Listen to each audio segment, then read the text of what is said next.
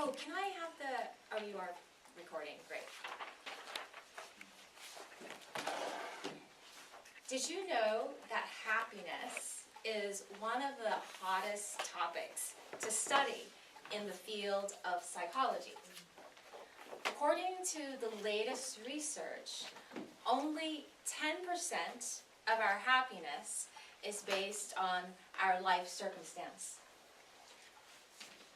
40% is based on our mindset and intentional activities. And 50% is based on our genetics, our happiness set point. When I think of my happiness set point, a picture comes to mind. It's a baby picture of me and my brother. And in the picture, I was about 1.5 years old. I had fat baby cheeks and balding baby hair, and my eyes were the eyes of a jaded, grumpy, old man who seemed to be saying, crap, I can't believe I'm back here. Madam Toastmaster, fellow members, today I would like to share with you my journey from being someone who was mostly identified with their grumpy old man mind to someone who has a tendency for being a grumpy old man mind, but because now I can see that I have that tendency, I have much more freedom in terms of how I respond to life. I have much more access to natural joy and presence. So a big part of this transition for me was the year 1999, and I realized recently that that was 20 years ago. So 20 years ago, I was 27 years old, newly single, working the corporate ladder, and I had a fabulous apartment in San Francisco. So I thought I was, pretty hot stuff. And in the spring of that year, 2 things happened that really shook my world. The first thing that happened was I was mugged a few doors in front of my house. And then 2 weeks later, I was trying to train for the Beta Breakers, which is a little race in San Francisco. And in that early Saturday morning in Golden Gate Park, it was very windy, and a tree fell, and I didn't get away from it in time. So the crown of the tree smacked me on the head and broke my L2. Ooh. So those 2 things together really jarred me and started me on this search or questioning of my life goals and what the meaning of life was. Later on in that year, well, I switched jobs, and as we do, we climb the corporate ladder, and this was my 3rd job. I became a marketing manager at Power Bar, and I always thought that accomplishments was what would make me happy. And this was the highest paying job that I had. It was a job that required an MBA, and I didn't have an MBA. And I hated the job. And I realized I was just feeling really, really stuck in my life. And so my friend recommended that I do a program called the Landmark Forum.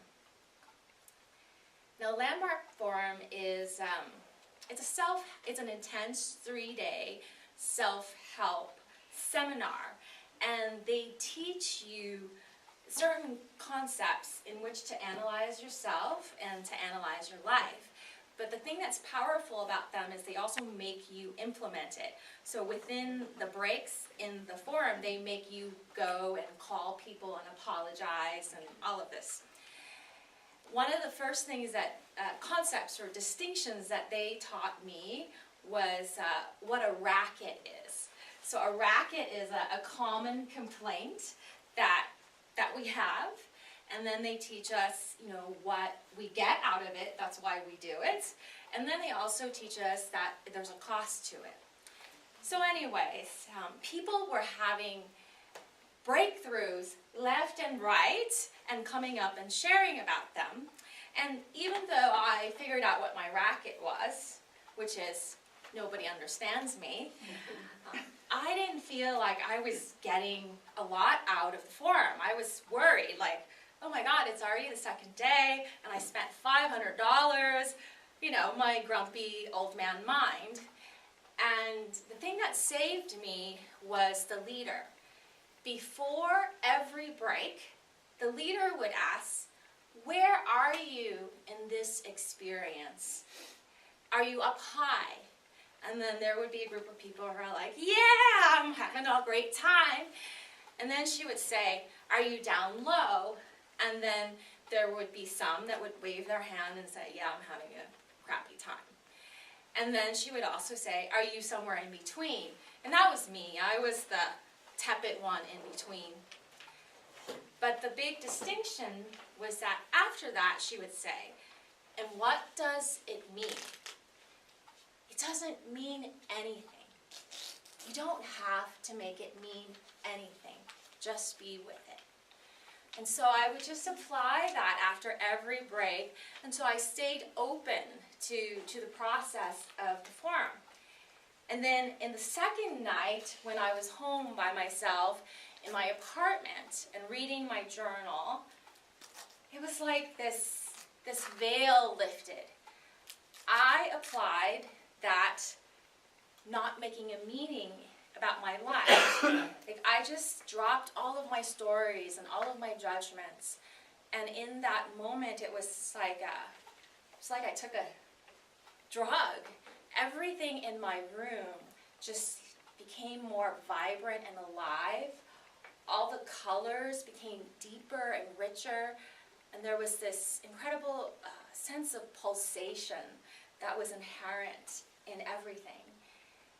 And I realized right then that the key to happiness was to drop my identification with my negative mind. And it started me on the quest to study meditation, and at the same time I was practicing yoga. And so now, 20 years later, I'm a yoga teacher and I'm a yoga therapist. And what I essentially do is that I help people to focus on that 40% that sets our happiness. That 40% that is based on our mental attitudes, based on intentional activities.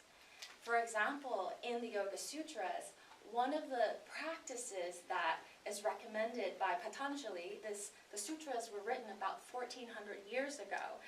One of the practices that he recommends is gratitude, which now the happiness science is really confirming. When we practice gratitude, it actually helps us to sleep better, it reduces pain, it makes us happier, it reduces inflammation. So there is such a great wisdom to the ancient sages who were the original scientists who studied the mind. And then I want to talk about the 10%, that part of us, that the life circumstances that help determine our happiness. In our culture, we have this idea that I've got to be successful, I have to have stuff, and then I'll be happy.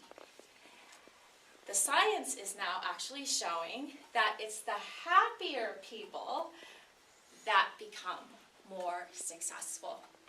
So to be happy, to be successful, you have to first look at your mind.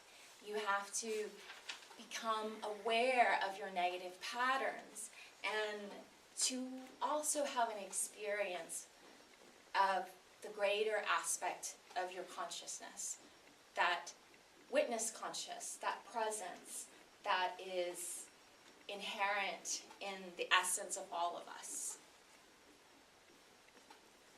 Madam Toastmaster.